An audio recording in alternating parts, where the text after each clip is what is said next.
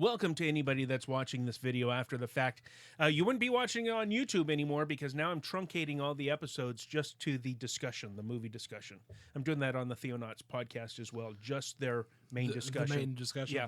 That way, people that are passing by and seeing a title for a video are going to get what they expect when they click on it, and nothing more, nothing less. And then, of course, in the description, it'll say that this is an excerpt, and to go to ABC website to get the full thing.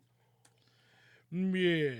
But people could happen upon our Ustream page and see this video. So the full high-fidelity audio podcast is available on our website at christincinema.com. This is episode number 79 already, and today we're talking about a brand new release. Jurassic World. Yeah. Yes, sir. Enjoyed that in the theaters and have been looking forward to this episode. Good. Yes. Good. Yes. Okay. Let's see. And we'll do that. Let's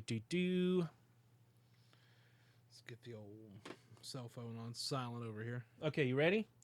Yes. Let's go ahead and reset the pizza. Restart. Boom! You're recording.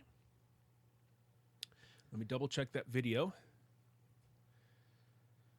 It is recording as well.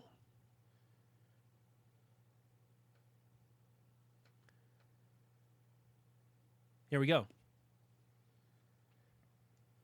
Hey, come on in. Admission is free. Grab a bowl of popcorn, extra butter, of course, and find a seat smacked. I goofed that up. Hold on. Drink of water. Take two. Yes. Did you need candy? Yeah. Almost take two.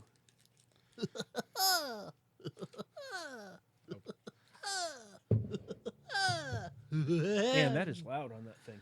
Thumb. It's because of yours. Okay, here we go. 1 minute in. Okay. Hey, come on in. Admission is free. Grab a bowl of popcorn, extra butter, of course, and find a seat smack dab in the middle. It's time for Finding Christ in Cinema, episode number 79. I'm Michael. And it's your boy, Brendan. Join us, and together we'll dig deeper into the silver screen classics of yesteryear, as well as the box office hits of today. We'll take a closer look at the stories they tell and see if we find the face of Jesus looking back. We're going to explore the deeper meanings of these films, their plots and their twists, the characters and their choices, and how we can relate them to the gospel of salvation and ultimately our Christian walk. You are tuned in to Finding Christ in Cinema on the GCT Network. This is your Great Commission transmission.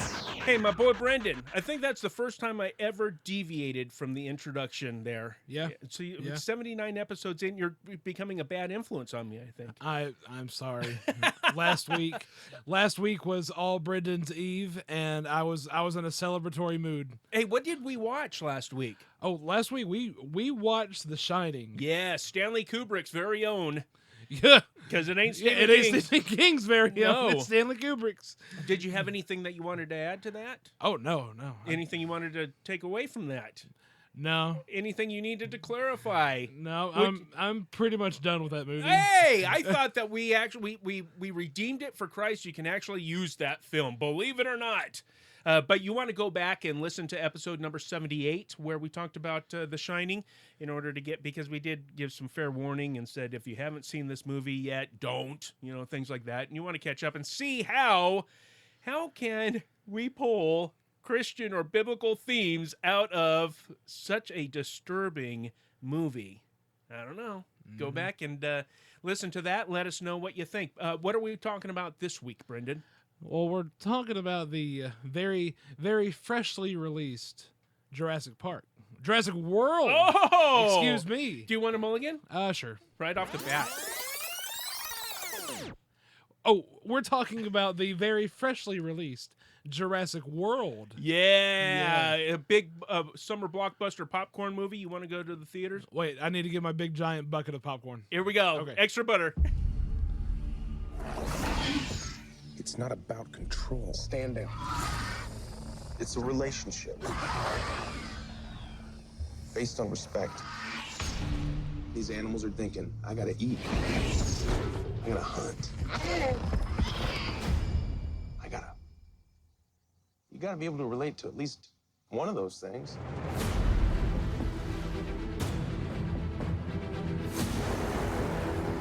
Every time we've unveiled a new attraction, attendance has spiked. That was awesome. Corporate felt genetic modification would up the wow factor. They're dinosaurs. Wow enough. She was designed to be bigger than the T-Rex. What happened to the sibling? She ate it.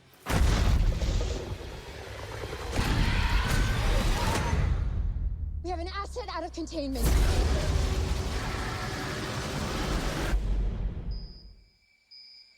What is that? Her tracking implant, she clawed it out. How would it know to do that? She remembered where they put it in.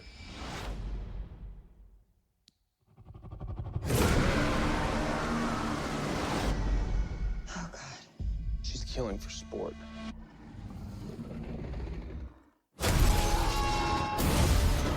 You got 20,000 people. You got no more boats. You don't have enough guns. If we do this my way.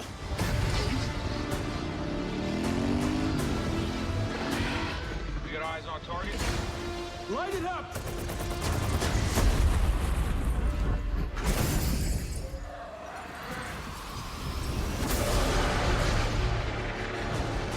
Something's wrong. They're communicating. We're talking about an animal here. A highly intelligent animal.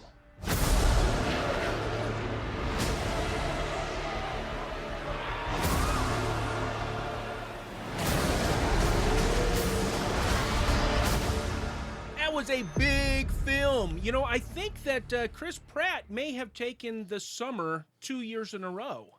Was Guardians of the Galaxy the previous year? I think so. You know that Yeah. I mean that movie was Yeah. all anybody talked about that summer. Yep. And Jurassic World was a hit. I wasn't to be honest with you, the first Jurassic Park I loved. You know, that's the one with Jeff Goldblum. Oh, we should have clipped the audio from that YouTube video. Which That one? laughing one. Oh no, no. We'll save that if we do the original Jurassic Okay, Park. okay. We'll save it for that. That was a fun movie, and it was so cutting edge. I mean, it was spectacular. I mean, we went to the theaters, sat down, and saw dinosaurs. I mean, the CGI in that film was, I mean, it was cutting edge. Mm-hmm. And but I don't think that I saw the other ones. But I did see this one, Yeah. and only because it had FCC's very own Chris Pratt and Bryce Dallas Howard. Yes. Yes, there's the Emperor again. Yeah. Did you write a Monday movie review I on did. Jurassic? Okay, Yeah. what were your? Can you conjure up your initial impressions? Can you what? I can look it up. Oh, No, I just remember I remember going to the theater and not really expecting much because at that time I hadn't really seen the first three. But then once, I think once I heard that I didn't need to, I just needed that basic understanding. Like, okay, well, I can get that without seeing the movie. yeah. So I went into it, and I think it was just one of those things where I was expecting to be blown away, and I had too high expectations. So See, I did, and I the opposite. I had low expectations, and I left. I was excited when we left. We took the kids, the older kids, and I mean, I left the theater. You know, yeah, I know what I'm going to talk about when this movie comes out on home theater, whatever we're calling that, on disc and digital download. And I loved the story, and I loved I love seeing the dinosaurs were even better than the first time that I saw the dinosaurs. So, well, there you go. but so there's that difference. You went in with high expectations. I went in with low expectations. So, and then I guess we ended up, for those watching on video, did we end up like this? No, Were you more? it was probably in the middle. Okay, so you came down to the middle, and I went Yeah. up all Yeah. the way up. So yeah, it's a fun movie. But okay, so really, no more initial impressions other than that. So, Well, no, I mean, I was impressed by a lot of it. Like like I said, the CGI in this one, again, just like the first film, cutting edge. Yes. And the film actually looked good. Like there wasn't any blotchy CGI, and whatever filter was over it made it blend into the real world really well, I thought. Yeah. So, what do you think about what about sets? Was it believable to you? oh yeah. I mean, like which part? Like, what do you mean? I'm even thinking at the very end when they release the here you go. If you haven't seen this movie, Oh, when they released that thing, yes. yeah, stop the podcast now. Yes. Go watch Jurassic World and come back. We'll still be here. Okay, at the end when they release the T-Rex, Yeah. which I just love because I when do- it all I comes do down too, to it, yeah. the T-Rex is still the terrible, It's still the king. lizard king. Yeah. right. King Lizard, yes. Yes, Sir. not Jim Morrison, the Lizard King. Oh no, yeah, and definitely not the lizard people. Yeah, no, this Yeah. is the terrible Lizard King, King Yes, of Lizards. the tyrant lizard. He's still, yeah. He's still the big man around town. Yeah. He's still the boss. Even after they created this designer Yeah. beast, Mm-hmm. I just love that. I thought that was great that they did that. But anyway, when Chris Pratt is hiding behind so this is taking place in an amusement park that was created for this film. You know, some of it's CGI, some of it's real actual props. But he's hiding, ducking behind those giant, and I'm sure they were replicas. They weren't supposed to be real. The amber. You know, we aren't supposed to yeah. believe that there were mosquitoes and they're 3 feet long or True, whatever. yeah. But still, they put that there for the movie to give it that realism. It reminds me of going to a SeaWorld or some other kind of, but really SeaWorld is what it Oh reminded yeah, me of especially a lot. with the water show. Yes. Yep. Whatever it was that. And so everything that Plesiosaurus they or did in whatever. this movie, even more than the original Jurassic Park, this one just seemed so organic, so believable, so real. I mean, except for the dinosaurs part. But, it was set up just beautifully. I just thought that the attention to detail was incredibly well done. Now, this is a Steven Spielberg movie? He produced it. Okay. He did not direct it. The director was Colin Trevorrow. I'm not sure. I'm really not sure if you say that like that. It's spelled Trevorrow. Okay. So tomorrow, except with Trevor in front of it. There you go. All right, let's run down the list of the cast of characters here. For some shout outs. Yes. Let's just start at the top. Yeah. FCC's very own Chris Pratt. Back for a third time. Yes, sir. What was first? I think Lego Movie. Lego Movie was first, and then Guardians of the Galaxy. Yep, sure enough. So this is his third appearance on the show, and I just love this guy more and more. He's one of those guys that before Lego Movie, I'd never heard of him. And of course we didn't see his face in that. And then Guardians of the Galaxy, just a complete unknown cast to me except for Vin Diesel. That's the Right. only guy that I knew who that was. So that was my first time of seeing Chris Pratt. Knowing more about him as a person and what he stands for and things, I like him even more. Yeah. He is a professing Christian. Okay. He's a family man. But there's just something very magnetic about him on screen. There's something, you are drawn to this guy. Very endearing. Yes. Yeah. Very real. But yet also he's able to portray and project, that person that is able to do. He's able. That's a good word. He's not just a schmuck. Right. He is able. And his character in this movie, I'm very much drawn to. But what do you think about overall as an actor in this film particularly? I gotta say, it was my first time seeing him in something actually serious, because Lego Movie, even though we didn't really see him, it was still like a more fun character. Yeah. And then with Guardians of the Galaxy, you've got the ironic superhero, the sarcastic superhero. You've got that, so he's like delivering one-liners left and right. Yes. And then Actually, snarky. I had very snarky. Yes, and then that's kind of like his character on the NBC show Parks and Recreation. Okay. And he's in that show. He's the buffoon. So like nobody could take him seriously, but he still had that endearing quality. Okay. And that's why. And honestly, he was supposed to be just a one-off character on the first episode, but people loved him so much. Yeah. People loved Chris Pratt so much. There's something magnetic about this guy, and they kept him on the show for all 6 seasons. Yeah. Yeah. And he just brings it to this one. Now with this film though, I was taken aback because he was actually playing a serious character, a character who, like you said, is able to do stuff, who isn't just the buffoon.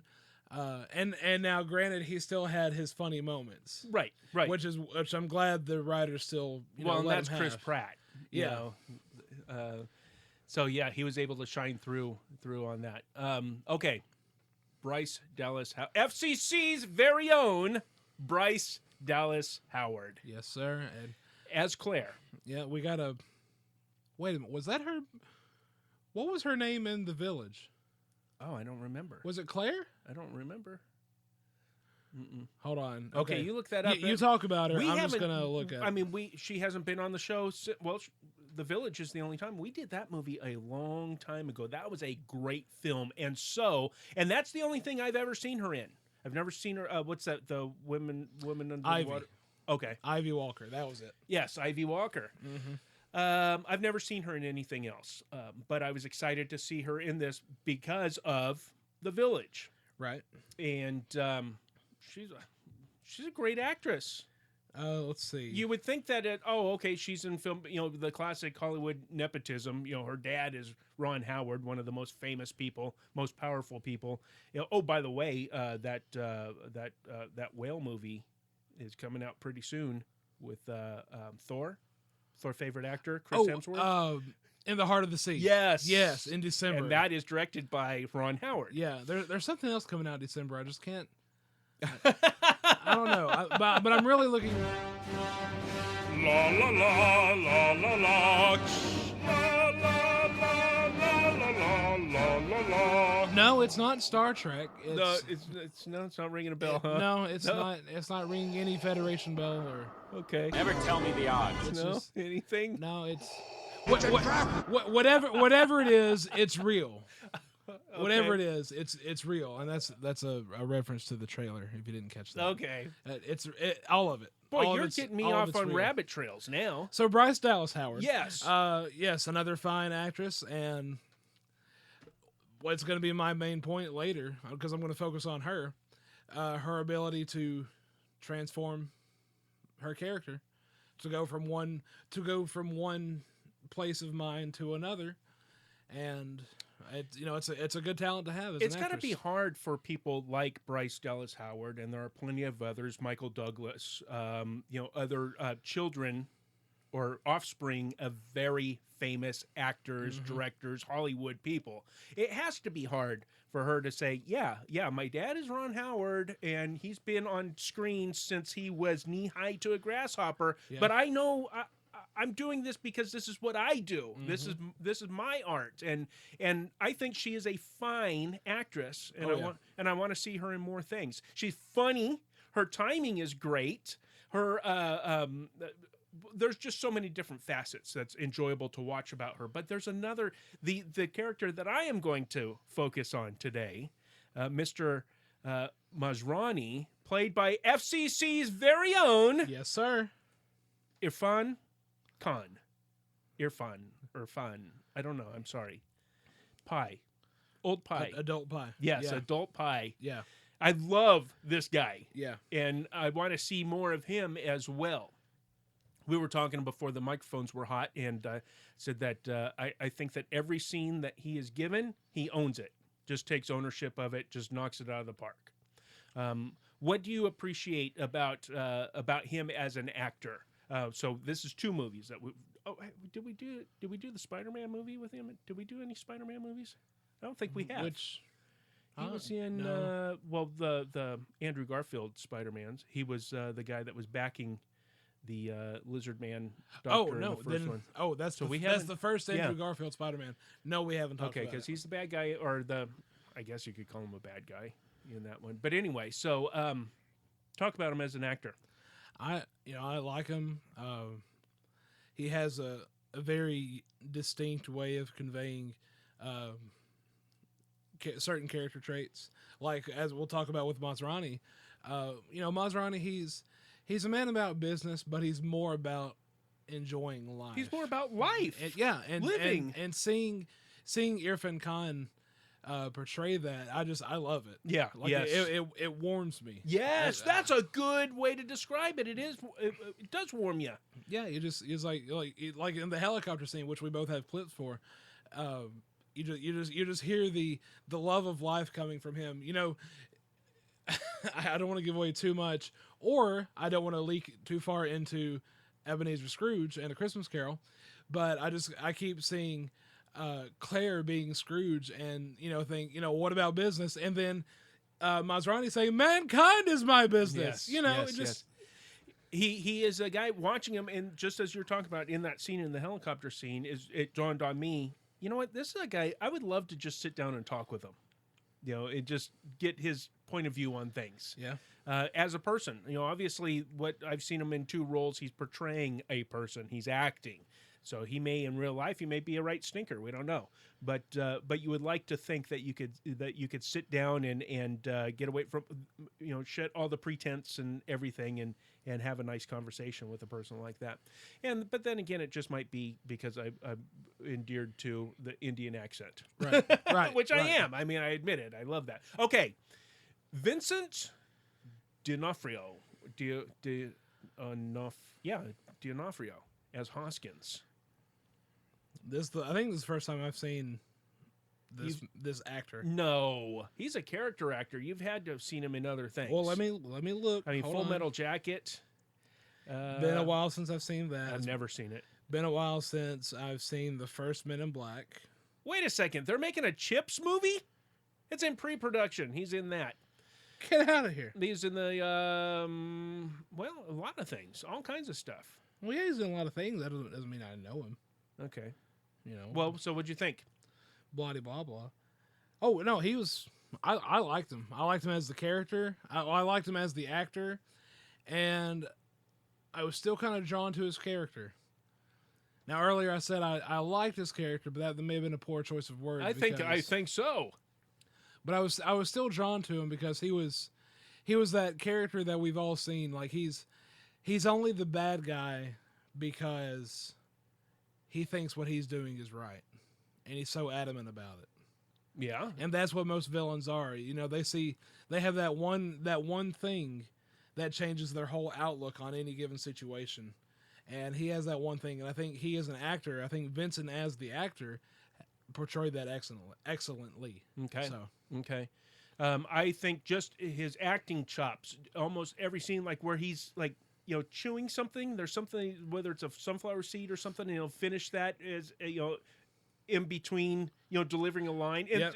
it's nuance and things like that, mm-hmm. that make a role. It's the character ticks. Yes. Yeah. Yes. And I liked it. I did too. I mean, I thought he did a fantastic job. I despised his character, and I was supposed to, I think.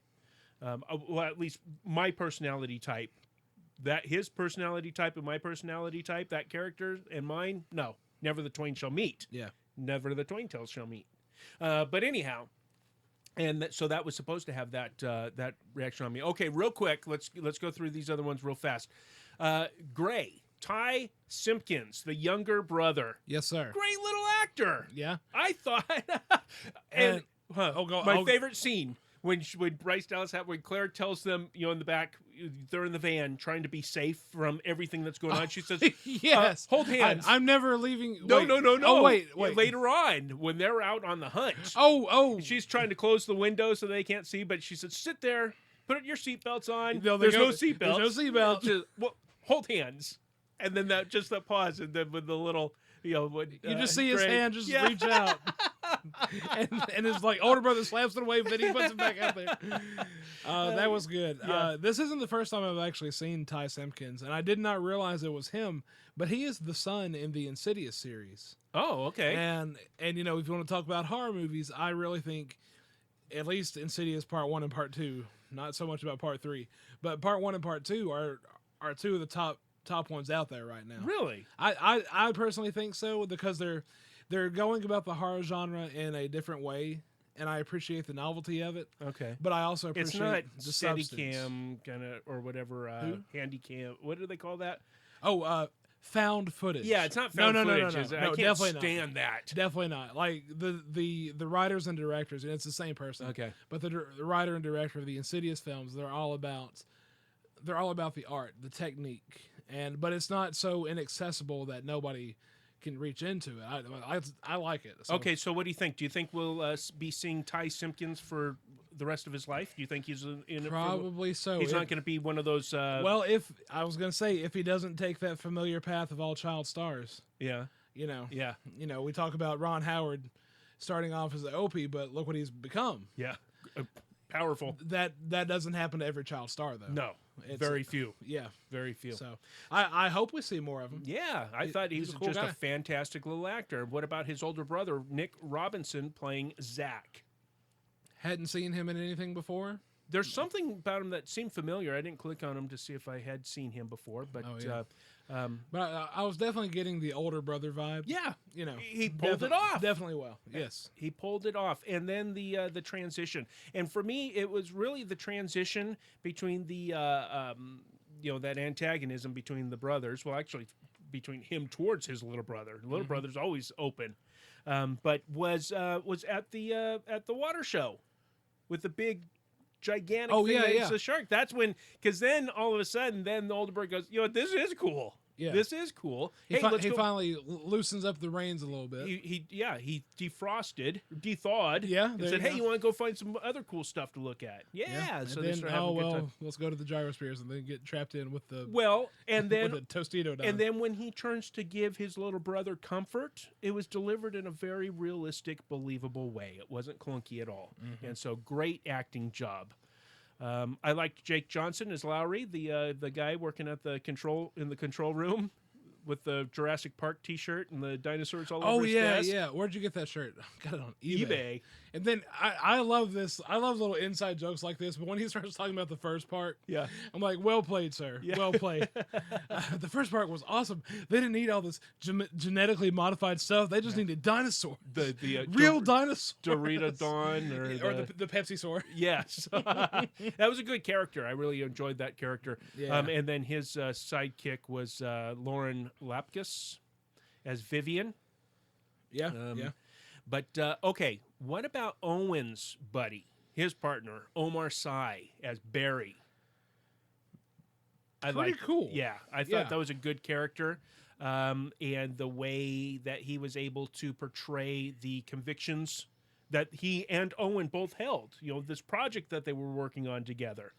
That was a good, strong character, I thought. Anybody else? Well, we have to talk about Judy Greer. Yeah. FCC's very own, isn't Not she? that I know of. I could have swore we had something. I'm looking through the list right now. Okay. But I do love Judy Greer as Was she Dawn in Planet of the Apes? And now, Michael, this is that my joke. friend Dawn that joke of the Planet of the Apes. she was in the village. I knew it. Oh, she was in the village. sister? Yes. Okay. Yes. Okay. That is it. So two Oh, village people. I'm sorry. I need to control my burstings. Oh, don't. Hey. Is she the one that her dad says? Not tell anyone else of your bursting. Or Yes. was it Ivy? No, that was her because she liked the guy that ultimately ends up with. She liked. Was it Joaquin? No, it wasn't Joaquin. I keep every time I think M. Night Shyamalan, I think Joaquin. Huh. But yeah, she was the one that was after the guy that actually liked Ivy. Yes. Yeah. Joaquin Phoenix. That was Joaquin. Yeah, I thought so. yes. Okay, yeah. Okay. Yes, absolutely. Good. And in that movie, he was not. I'm a miracle man. She was in Ant-Man. Mm-hmm. She was in Tomorrowland, neither of which have been on FCC yet. But anyway, so yeah, she's a pretty ubiquitous actress. Yeah. She's out there. And she did a great job. Oh yeah. I wish she had more screen time, but Yeah. Hey, it's just how it goes. Anything else, or can we move on? Oh, I think. What do we want to talk about? BD Wong. Did you say anything about BD Wong? No. okay. Dr. Henry Wu. Yes. Yeah. Well, we're going to say a little bit about his character Oh, well, okay. coming up later on. Now, was he in the original? Mm-hmm. See, I believe so. I'm going to need to watch that again. We have it. Guess I'll just need to watch it. But the problem is when I watch that movie, I can't get my eyes off of Jeff Goldblum because that guy's just a fantastic actor. I like his laugh. No, stop that. All right. Enough of shout-outs. Let's see what kind of Christian themes that we can pull out of Jurassic World, because everybody's sitting down and watching this film now. Just came out on Blu-ray and DVD and home video and digital download and all that good stuff. Brendan, should I go first? I believe so. All right. I'm titling my segment here called Owen, the Lord's Brother, and Mr. Masrani's pride in his humiliation. Does that make any sense to you? It does. Okay, It well, let's see does. if we can. Well, that's just because you have spent time in the book of James here as of late, because that's Owen, the Lord's brother. That's James. He's playing the part of James in this. So 22 years after the fall of John Hammond's original Jurassic Park, we find ourselves in a much updated, state-of-the-art island full of resurrected and newly created versions of animals that ruled the earth 65 million years ago. It's fantastic, right? In fact, this park is so much more that it deserves an updated name. Welcome to Jurassic World. While year-over-year revenue continues to climb, operating costs are higher than ever. Our shareholders have been patient, but let's be honest, no one's impressed by a dinosaur anymore. 20 years ago, de-extinction was right up there with magic. These days, kids look at a stegosaurus like an elephant from the city zoo. That doesn't mean asset development is falling behind. Our DNA excavators discover new species every year, but consumers want them bigger, louder, more teeth. The good news?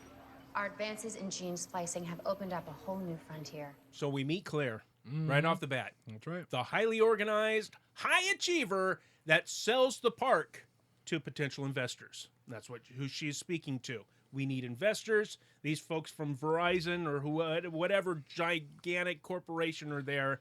And hey, what kind of animal can we put our logo on, you know, for all intent and purposes? So she tells them that revenue is up, but operating costs are higher. So things are fine as far as revenue.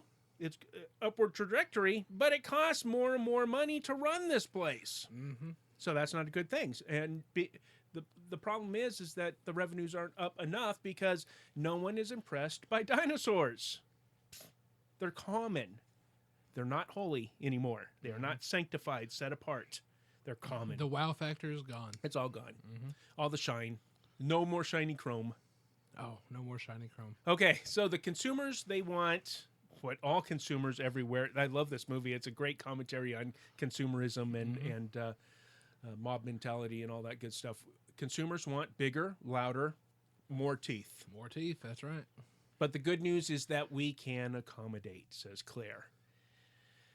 Because accommodating is good for business. How do they accommodate? They're able to create designer animals and say to somebody like a Verizon, this is your animal, man. It's got your name on it. Yep. So with Claire, it's all business. And her boss, who's the 8th richest man in the world. Kills me. Yes. Her boss, Mr. Simon Masrani. It's actually, you can say his last name is spelled two different ways. Masrani or Masrani. I think Masrani is the that's what's listed in the credits on IMDb. Yeah. But anyway, he has a much different personality type, and we see that as soon as Claire boards the helicopter that he's piloting. Mr. Masrani, you're flying. I got my license. 2 more. Well, 2 more days. So, how's my park doing? Great. We're up 2.5% over last year, a bit lower than our initial projection. No. How is it doing? Are the guests having fun? Are the animals enjoying life? Well, guest satisfaction is steady in the low 90s. We don't have a way to measure the animal's emotional experience. Sure you do. You can see in their eyes, right? Of course. Okay. Now show me my new dinosaur. I love it. We just meet him, and you learn exactly what kind of a person he is right off the bat. He's actually really a throwback to. He's much in the same vein as John Hammond, the original guy. Yeah. This wonder. There's a lot of wonder going on here. His question is, so, how's my park doing? She starts spouting off numbers. No. That's not what I'm talking about. Think of something different, Claire. I'm not talking about business. Are the visitors happy? Are the animals happy? Well, visitors, 90% positivity, blah, blah, blah. And then there's no way to measure the animals. He says, sure you can. Sure you can. You look in their eyes. You can see it in their eyes. And that tells what kind of a person he is. And then right after that, come on, let's go see my new dinosaur. He's excited. He's excited. He is living life. He's enjoying life. Now, before we leave the helicopter scene, we also see something else that's going on between Masrani and Claire. There's also a type of mentor-disciple relationship going on. Because and I'm only saying this because in a way, Masrani is rebuking this individualistic, this consumerist. You have your eyes shut. Your eyes are wide closed. and he. Well, here we can just listen to that clip. You look tense, Claire. Maybe you should just focus on the controls. The key to a happy life is to accept you are never actually in control. Bert! You should spend a day at the beach, get some sun. Right. So marketing thought we could offset some of the costs by Enough selling... about cost. John Hammond entrusted me with his dying wish, and not once did he mention profit. Spare no expense, he used to say. I appreciate that, but the reality of operating a theme park requires... Don't forget why we built this place, Claire. Jurassic World exists to remind us how very small we are, how new. You can't put a price on that. Now, please, we're flying. Breathe.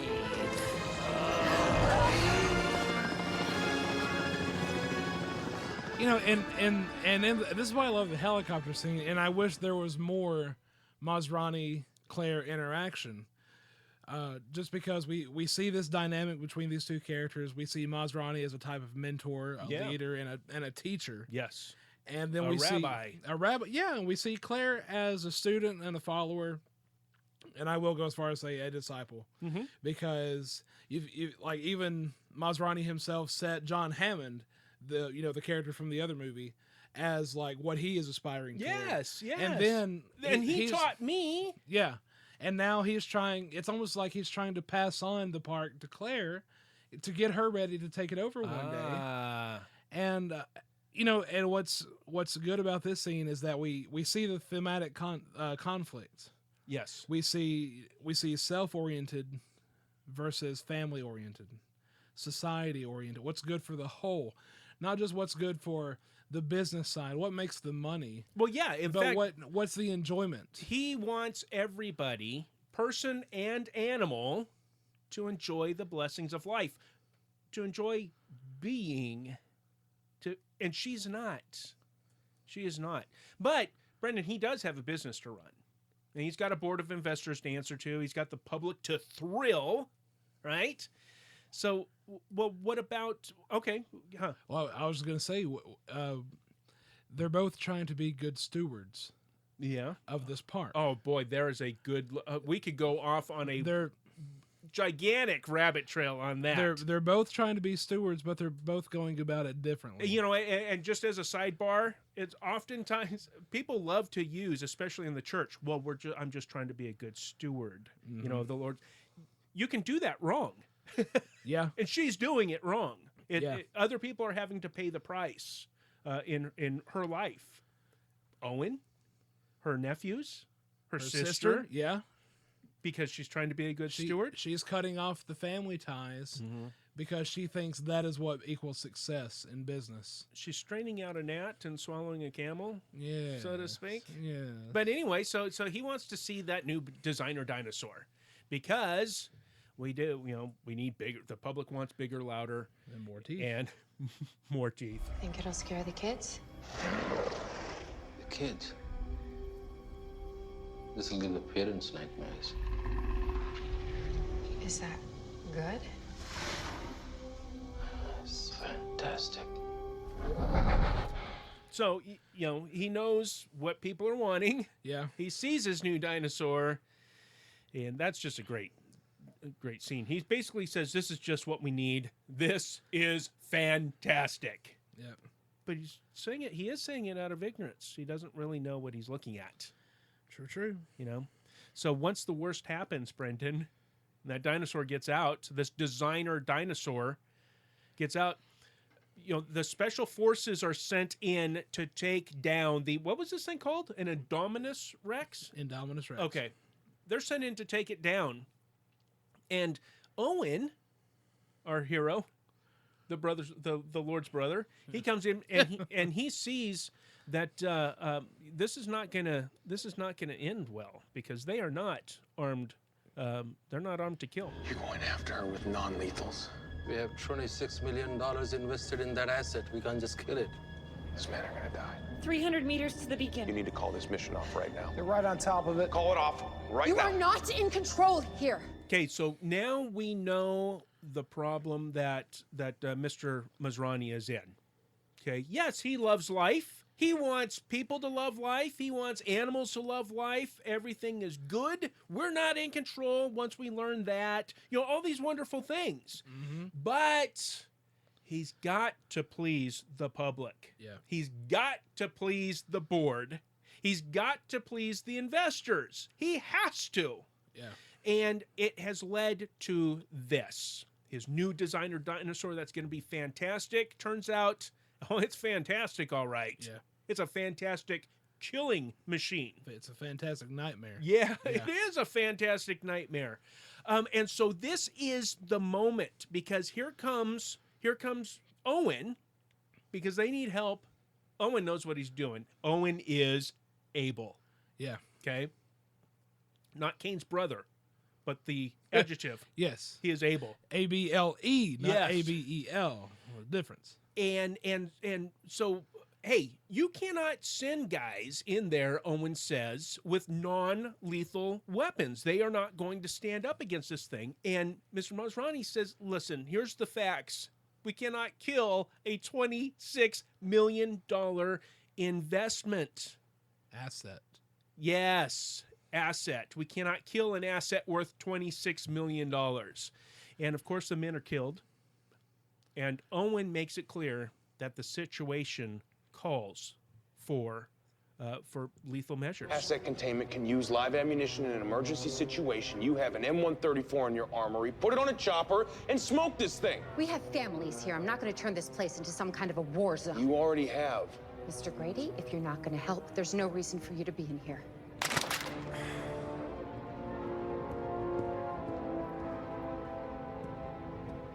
I would have a word with your people in the lab. That thing out there, that's no dinosaur. Now, what you have to remember is that earlier in the film, we already know that Mr. Masrani told Claire, we need to help in this, talking about the pen or whatever that thing was called, where they kept the Indominus Rex. Yeah. And he says, is this place secure?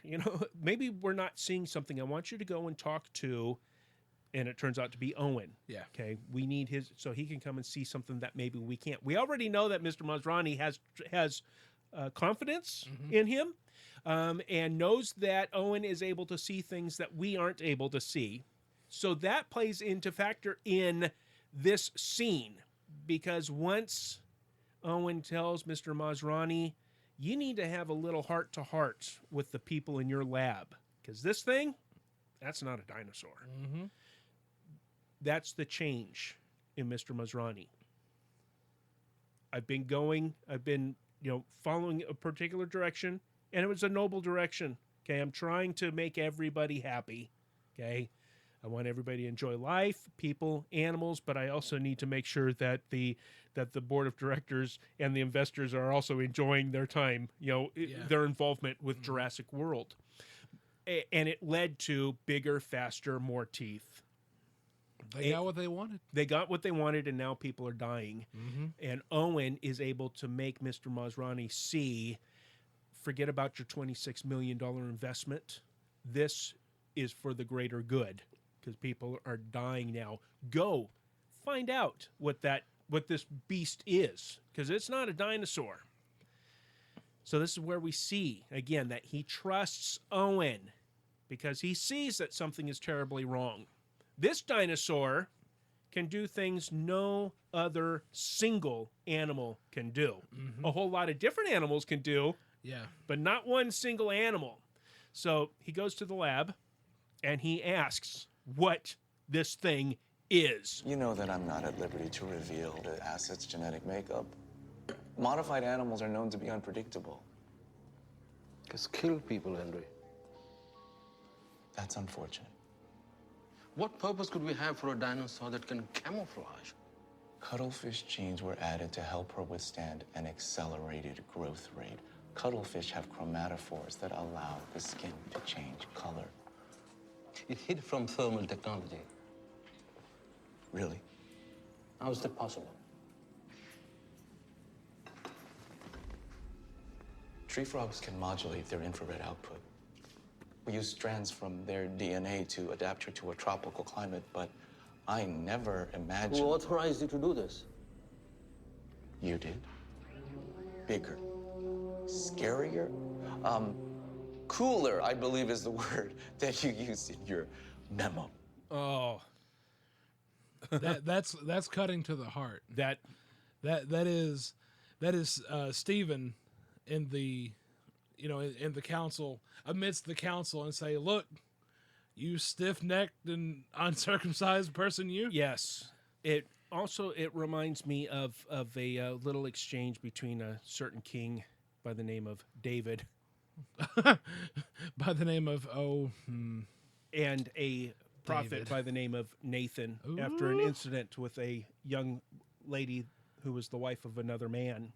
And Nathan is telling David a story in 2 Samuel chapter 12, and we'll pick up in verse 4. Now a traveler, Nathan says, came to the rich man, and he was unwilling to take from his own flock or his own herd to prepare for the wayfarer who had come to him. Rather, he took the poor man's ewe lamb and prepared it for the man who had come to him.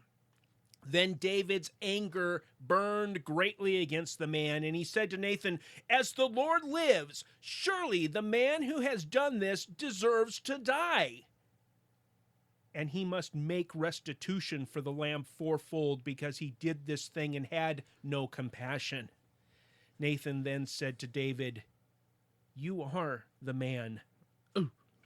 Thus says the Lord, God of Israel, it is I who anointed you king over Israel, and it is I who delivered you from the hand of Saul. I also gave you your master's house and your master's wives into your care, and I gave you the house of Israel and Judah. And if that had been too little, God said, I would have added to you many more things like this. Why have you despised the word of the Lord by doing evil in his sight? You've struck down Uriah the Hittite, goes on. That's what this reminds me of. Who in the world gave you authorization to build this animal that's killing people? You did. You are the man, Mr. Masrani. You authorized this. You wanted bigger, scarier, cooler. Why? He thought that he was doing it for good, but he didn't realize he was doing it in ignorance. But that doesn't mean that he doesn't need to repent. And this is his repentance moment. This is when he changes. This is when he transforms. Oh, another transformation. But of course, we also have this Hoskins character. asking for a field run of the velociraptors. That's what his whole story thread is about. Yep. Is wanting to use velociraptors in war. To militarize them. Yes. Yes. But Mr. Masrani, yeah. Well, he's already repented of his folly, and he's not having any of that. What are you going to do with all these people? You got 20,000 people here. What are you going to do? They have no place to go. That thing is a killing machine. And it will not stop. Okay. I intend to personally look into your project to determine its viability within the moral principles of this company. Okay, boss. What's your next move? Well, I have repented, is what he's saying. We're no longer allowing things that go against this company's moral principles. Then what are you going to do? Mr. Masrani chooses to do the right thing. Sir, I can't get a hold of your instructor. Never mind. He's likely caught up in the evacuation. And you're sure there's nobody else who can fly a helicopter? We don't need anyone else. He's gonna make things right. He knows, he heard, what did Owen say? Get that gun or whatever it is on the helicopter and go and take that thing down. Yep. You know what? Mr. Masrani knows there is no other pilot around here. I'm the only guy that can do this or attempt this. And no matter what, I'm going to attempt it because I need to do the right thing now. I was blind, now I see. It's, yeah, one of those moments. He was, when he says that nobody else can do this, I mean, he wasn't saying that out of prideful arrogance. What he was saying was, I'm the one. I have to do this. And I'm going to do it. And so this reminds me, Brendan, of it reminds me of the book of James. And that's where I'm going to spend the next couple of minutes as I wrap this up and give people their key text in just a few moments. James chapter 4, verses 13 through 16, out of the Nilt. Woo! Look here, you who say, today or tomorrow we are going to a certain town and we'll stay there a year. We will do business there and make a profit. How do you know what your life will be like tomorrow? Your life is like the morning fog. It's here a little while, then it's gone. What you ought to say is, if the Lord wants us to, we will live and do this or that. Otherwise, you're boasting about your own plans, and all such boasting is evil. Verse 17. So whoever knows what is good to do and does not do it is guilty of sin. That was out of the New English Translation, verse 17. Now, when you read in context, and you get to the end of chapter 4 and you get to verse 17, it's like hitting a pothole in the road. As you're driving along, everything's great, and all of a sudden, kapow!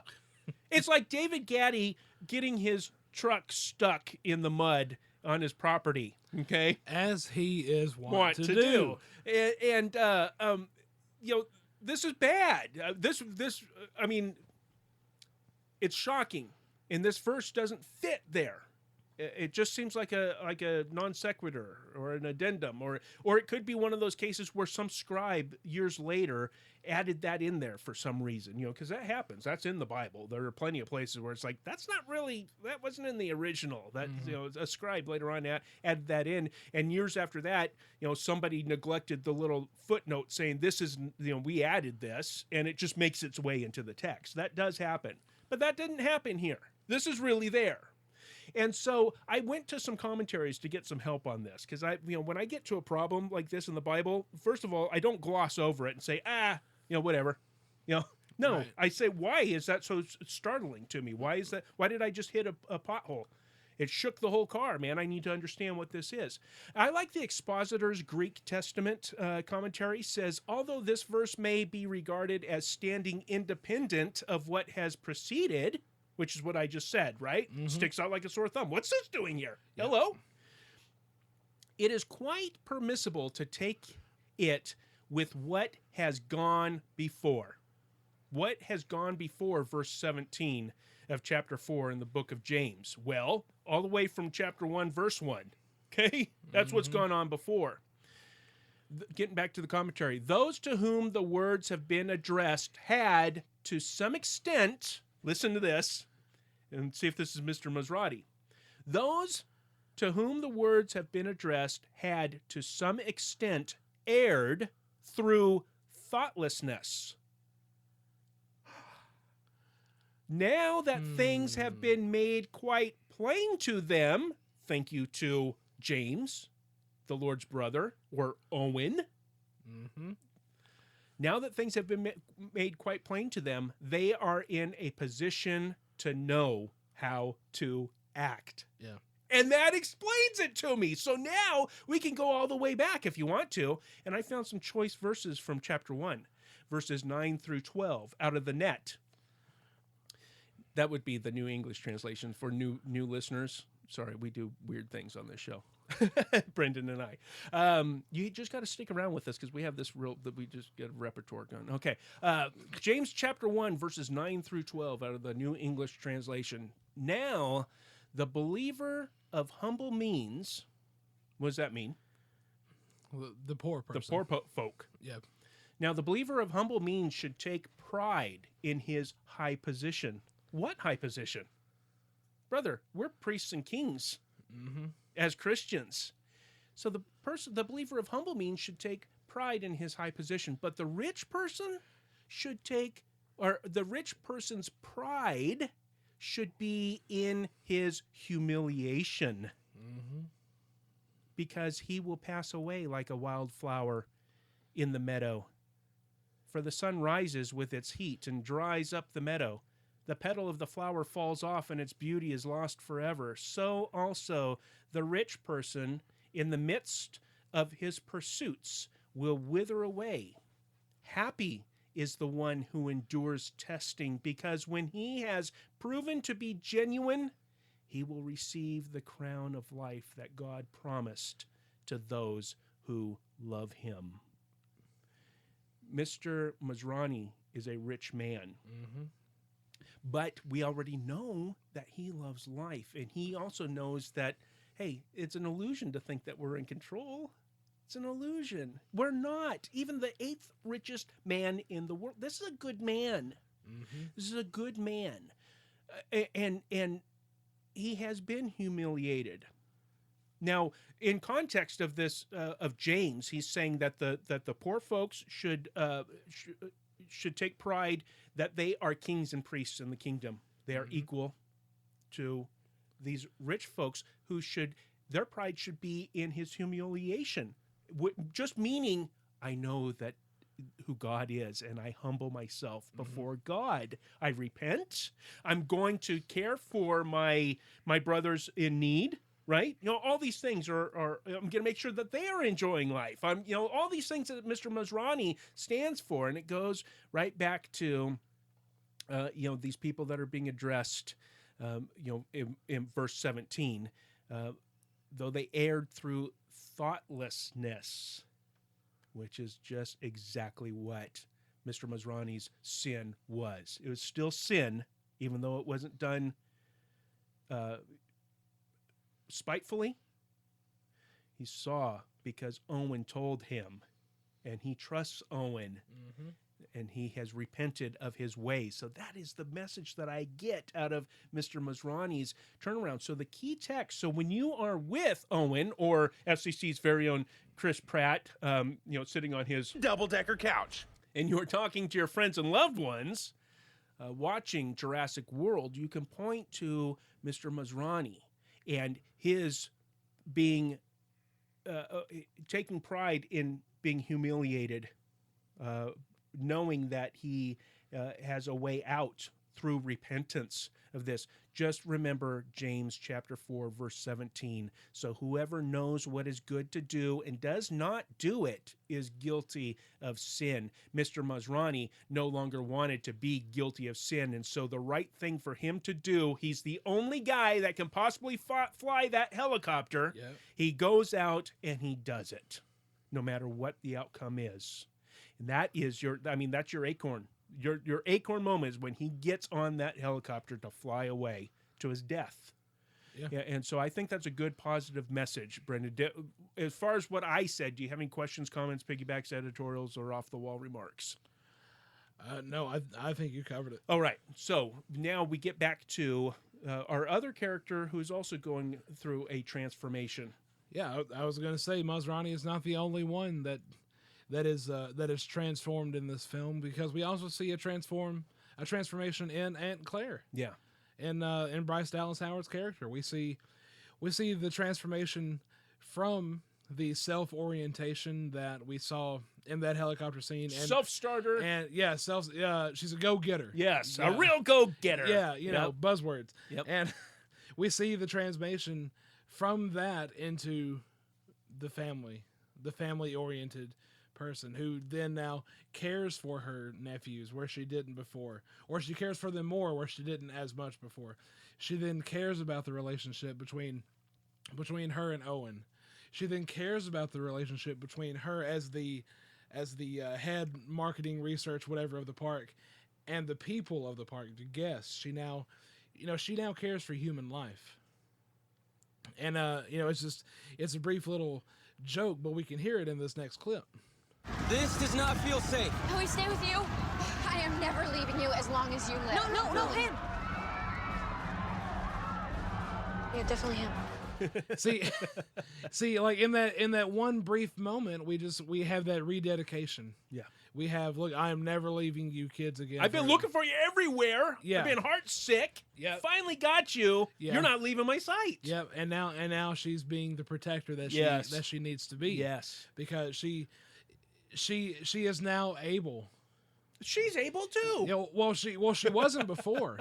Yeah. That's the thing. She wasn't before, and it's because I honestly believe it's because of the heroic death of Mr. Masrani. Well, his discipling her. Yeah. And also Owen disciples her. Very true. Yeah. I mean, he said, okay, follow me. Come on. Yeah. He says, look, follow me. Like, Yep. what do you know, I love how everyone keeps rebuking her. Like, first it was Masrani in the helicopter, and then it was Owen, when they're looking for the two kids. Yeah. And, Yes. and she starts screaming their names How out. old are they? Well, the older one's about this tall. Oh, yeah. And the young, you don't know how old your nephews are? I mean, that was cutting. Yeah, that just further proves the And point. then, and she's screaming out their names and stuff. Zach, Yep. Gray. He's like, shh, shh, shh. Yep. They're alive. Yeah. But we won't be Yeah, if you keep screaming. Oh, and it's just all these. Hey, those two actors, they were great together. I thought so. That was great chemistry. Chris Pratt, Yeah. Chris and Bryce. Yes. Chris and Bryce. Yeah. Bryce and Chris. Yep. There you go. And we just, like I said, I wish this film had more thematic scenes like that instead Deep of things. the deeper things. I wish it had more of it, but that's what we got. Yeah. So that's what we're going to point to. And then, of course, after everything is said and done, I was going to say Bryce. Bryce says, Claire says, Aunt Claire says, well, what do we do now? So what do we do now? Probably stick together. For survival. So one of the greatest closing lines of a film that I can remember, and as she walks up to him, and she's devastated. I mean, but the tears in her eyes, and that's a beautiful scene. And that's just because she knows that she can no longer live with the self-oriented mindset. She's relying on Owen now. Yeah. And look, what do we do now? And then Owen says, we stick together. For survival. Yeah, for survival. Which is a good picture of the church. Yeah. Yes. And that little moment just brings me to my key text, short point, in and out. Galatians 6, 14 and 15. As for me, I may never boast in anything except for the cross of our Lord Jesus Christ. Because of that cross, my interest in this world has been crucified. My self-oriented interest in this world has been crucified, and the world's interest in me has also died. Verse 15, this is the real key text. It doesn't matter whether we've been circumcised or not. What counts is whether we've been transformed into a new creation. What counts is that Aunt Claire has now been transformed from that self-oriented, selfishly ambitious. If you want to get back to James, talk about selfish ambition. Transformed from that into someone who now looks outward. Renewing of her mind. Yeah. We go back to the greatest book of them all. But the same thing with Mr. Masrani. They were both renewed by the transforming of their minds. It's a great movie for renewal. Yeah. Transformation. Yeah. Wow. I mean, letting the word sink in and make a change. Mm-hmm. Wow. Yeah. Wow. Hey, this was a good movie. This was a really good movie. Yeah. Really good movie especially for sharing the gospel and Christian themes and repentance and forgiveness and, mercy. God, I desire mercy because God is merciful. And wow. I mean, let's throw it out to the listeners. What Christian themes did you find in Jurassic World? There's a ton of them. A lot of pictures of the church in here. Like we said, I mean, Claire and Owen, that's a good picture of the church. The brothers, a great picture of the church. Mm-hmm. And the ups and downs in relationship, but it all comes down to, where the older brother says, hey, I'll always be here. I'll always be here. A lot of good stuff. So let us know what you found in Jurassic World. We'll give you all the ways to contact us here in just a couple of minutes at the tail end of the show. But first of all, Brendan, I do believe that it's time for a little bit of feedback here. So once again, we go to... Who goes there? It is I. Great Scott! No! Patron St. Philip takes us to King Philip's Stables. We didn't get any feedback from him on the last episode, and I was really bummed out. We received preemptive feedback to use for later. Yes, for episode 81, which is coming up shortly. But anyway, so he left a comment on our last episode number 78 of The Shining. Yeah. You want to read that for us? Oh, sure. Why not, if you say so. Yeah. Well, guys, you really had your work cut out for you with this one. Amen. Yeah. Okay, interjection over. And I must say you showed off just how steeped you are in Scripture to be able to make biblical parallels with The Shining. Is that that's a compliment, yeah. It is. Okay, good. It is. Thank you. I was at a loss myself, says King Philip, especially since I had difficulty making sense of the film. Amen. Again. I was gonna. What direction I was gonna go in with Jurassic Park originally? I mean, Jurassic World. Huh. All the ways that you can show that Stanley Kubrick faked the moon landing. But I chose not to do that because there's really no Christian themes in that. King Philip continues. Yes. The cinematography and the direction of The Shining were excellent. Okay. I agree with you somewhat in there. I really enjoyed much of the shot composition. Yeah. Yeah. From a technical aspect, yes, The Shining is a great film. Yeah. I think one thing I can pull from it is that Mr. Halloran, yes, the greatest character, yes, sir, felt a calling, sort of like how a missionary is called by God. Mm-hmm. He was obedient to the call and responded to it fearlessly. Technically he's right because I mean that's really what happened because Tony, the little boy in Danny's mouth, was the voice of God, as I showed, via Ezekiel and whatnot. Well, there you go. He was obedient to the call and responded to it fearlessly, even though it cost him his life. Yeah. In the end, his mission was successful, and as Christians, we need to have a big picture view of the mission field. If someone is called and tragedy happens, as is often the case around the world, that is not a failure, but victory eternally. Yeah. Wow, it's rough. It's rough. Yeah. The pain of loss is real, but we have eternal hope and can trust God to be in control through his providence. I hope one day to be able to say that. I don't want to have to do it, but I want to be able to say that I'm ready to do that. I mean, that really,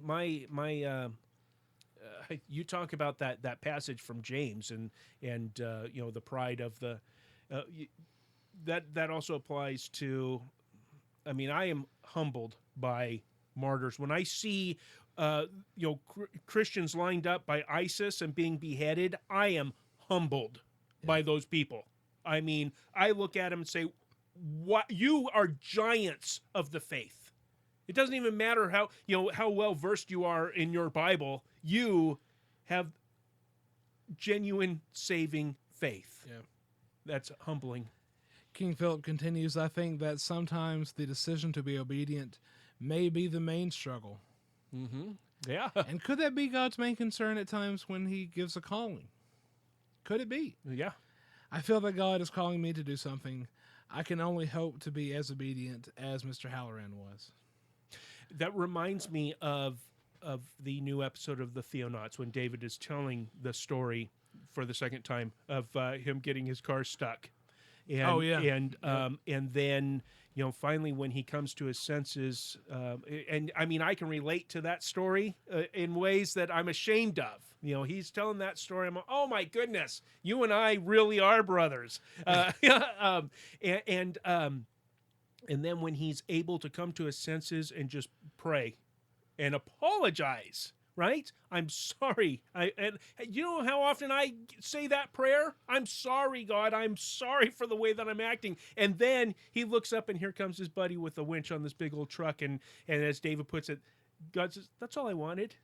Humble yourself. Mm-hmm. Humble yourselves in the sight of the Lord. Humility.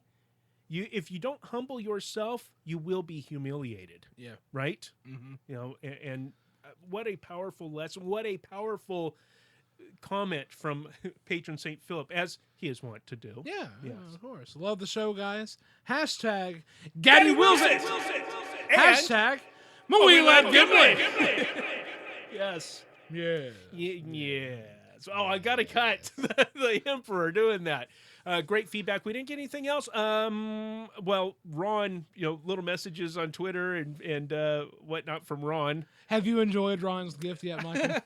Oh man, you know what? That leads us right into what is that? What's the next segment? Here we go. Well-mannered frivolity. I started watching the director's cut of Kingdom of Heaven. Okay, I didn't plan, you know, I'm sitting in the studio here, and it's not the place that you want to watch a 3+ hour movie, right? You know, sitting here. I mean, as comfortable as this exercise ball is, I don't want to sit here for 3-something hours.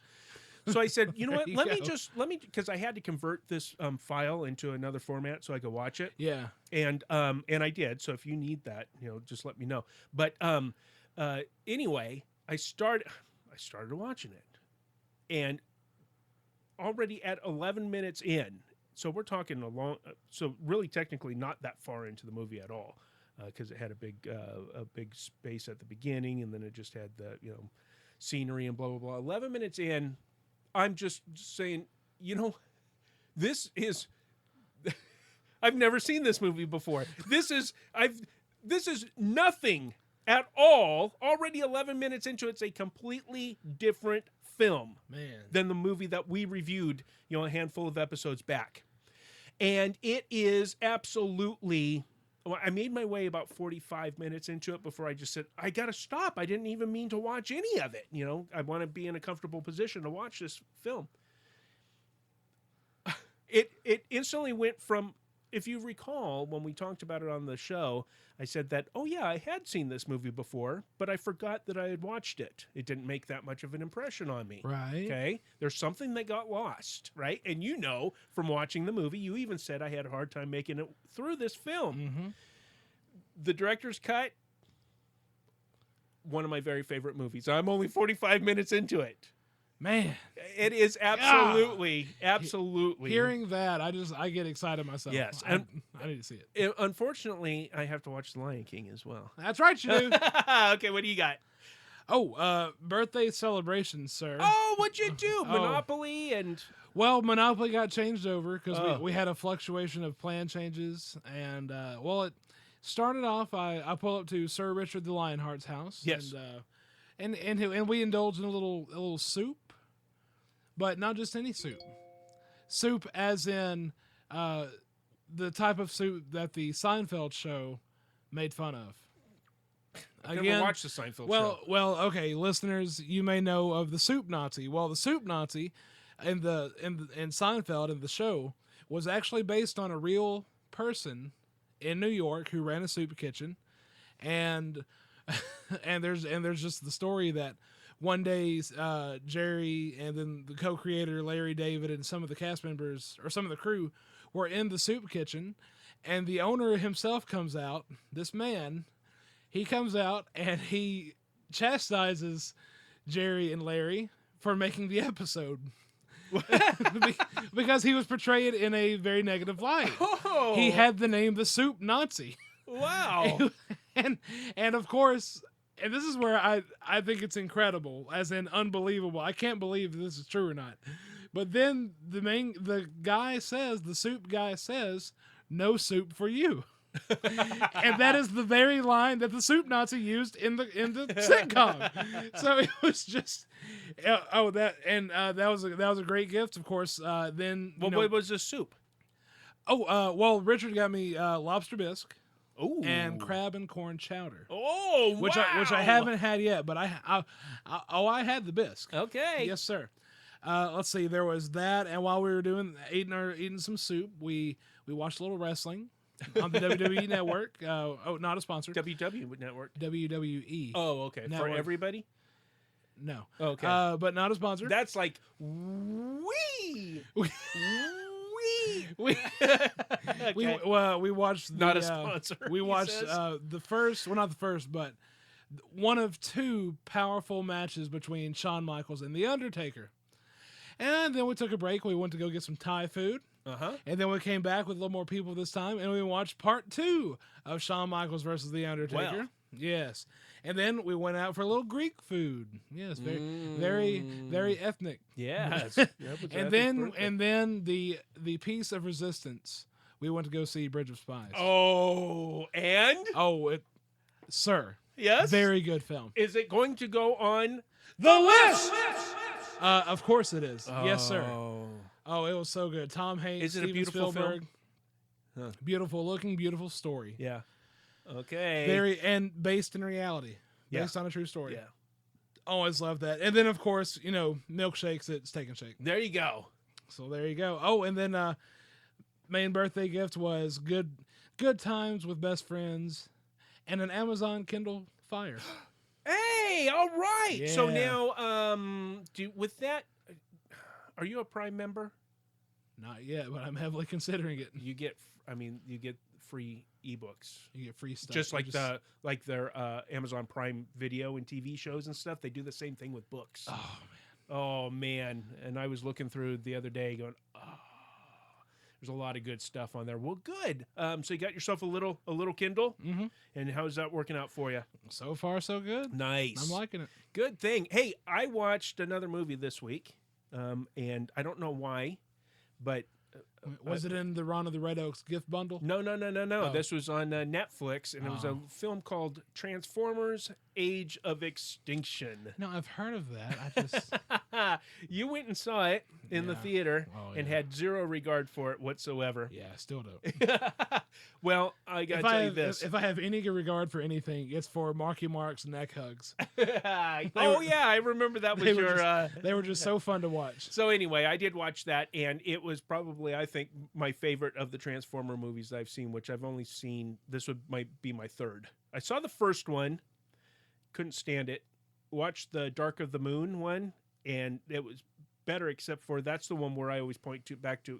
It was just an action overload. It was like a 9,000 hour long battle. Yeah. That I fell asleep during. I don't even know if I've ever even finished that battle. But anyway, so yeah, I watched that, and that's about it. I guess that was well mannered and frivolity-ish. Things like that. Okay, anything else, or do you want to move on to the, what is it called? The lightning round! What do you have? Well, I have just a website that I stumbled upon via YouTube because they have a YouTube channel, and apparently it's a fully fledged website, but it's the Institute for Faith, Work, and Economics. Say what? Exactly. This is TIFWE.org. Okay. All you know, TIFWE? Yeah, pretty much TIFWE. The Institute for Faith, Work, and Economics. Okay. And it's just a little. I can read you their mission statement. Our mission is to educate and inspire Christians to live out a biblical theology that integrates faith, work, and economics. Huh. So it's trying to revamp how Christians see work, like, you know, just the day-to-day grind, like that, like jobs like that, and financing. And I'm really intrigued by their YouTube videos. I've seen a couple of them. They left an impression on me, but I'm still investigating like what all is out there. Okay. Like, it just seems cool. So awesome. So definitely check it out. Like I said, they got their YouTube channel, or just go to TIFWE.org. Sounds good. I have no lightning round for this episode, so I ask you what's coming up. Oh, Bubba, we're talking about Disney Pixar's latest release, Inside Out. Oh! That'll be next week. Good. And then after that, we got that special episode coming up. Oh, yeah, I got to start thinking about the special episode. Yep. Inspired by John Wilkerson of the Wired Homeschool podcast. Yes, sir. And then the week after that will be Thanksgiving / the opening of the play. So no show on Thanksgiving. No show that week. That But then, Bubba, we're hitting the Christmas movies again. Yes, sir. Do we have them lined up? Not yet. Okay, we got to work on that. We'll get that. Okay, it doesn't matter what happens here at Finding Christ in Cinema. What happens is that, what matters is that we are here live in the GCT Network studio each Thursday, Lord willing, at around 4 p.m. Eastern Time. You can join us for live video and especially chat using the chat room and video players at gctnetwork.com/live. Finding Christ in Cinema is part of the Great Commission Transmission Network, a listener-supported ministry using new media and social networking to equip and encourage you to go into all the world and proclaim the good news to everyone. To find out more and to partner with us, visit us at gctnetwork.com/donate. Now, if you want to witness the firepower of this fully armed and operational ministry, including all 79 episodes of Finding Christ in Cinema, Brendan's Monday movie review, and links to our social media profiles, visit our website at christincinema.com. You want to send us an email? Do that. Address it to fcc@gctnetwork.com. You can call us up on the voice line at 507-407-GCTN. And if for some reason that phone number does not work, please use our backup emergency only line at 507-407-4286. Great Scott! Now, let's say you want to listen to the podcast, yes, but you are out of falafel. Yes. Well, I don't like falafel. You are fresh out of duct tape. Oh, no. Love duct tape. But you love comedians. You know I hate comedians. Or if you hate comedians, either way, yes, you can just listen to the good old podcast. You can find us at Stitcher, iTunes, and TuneIn Radio by searching them all for Finding Christ in Cinema. You are a sad, strange little man. And for all the shows that we produce here at the Great Commission Transmission Network, including our brothers in Texas, the Theo-Nuts! I goofed that up. The Theo-Nuts! Oh, no. One more time. The Theo-Nuts! Get over to the official website at gctnetwork.com. Brendan Taylor, anything else? It was tied to an anvil. You gotta keep regular if you want to be happy. And that is a wrap! Laugh it up, fuzzball. You know I hate comedians. I thought my jokes were bad. I don't understand. Inconceivable. I told you he was tricksy. That's just as fascinating as the first 89 times you told me that. Great Scott! No more of that. All right, there you go. No more of that donkey and the anvil joke. No, goat. Goat.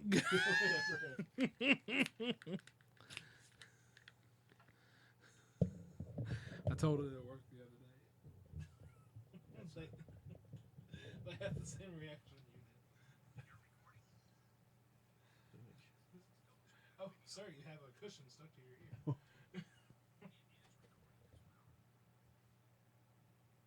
Okay, good.